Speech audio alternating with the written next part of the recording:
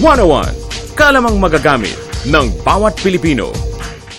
Ngayong buwan ng ating kasarinlan, alamin ang wastong pagbibigay pugay sa ating pambansang awit. Ang Lupang Hinirang ay isang martsa at dapat kantahin ayon sa orihinal na areglo ni Julian Felipe. Kapag ito ay narinig, tumayo ng matuwid, humarap sa watawat, at ilagay ang kanang kamay sa kaliwang dibdib habang inaawit.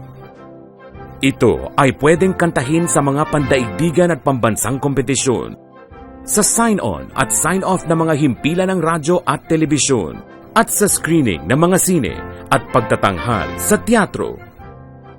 Yan ang tamang paggalang sa Lupang Hinirang, simbolo ng tunay na pagkamakabayan ni Juan. 101, kuntil-butil na kaalaman for everyone. Hatid sa inyo ng inyong telebisyon, ng bayan.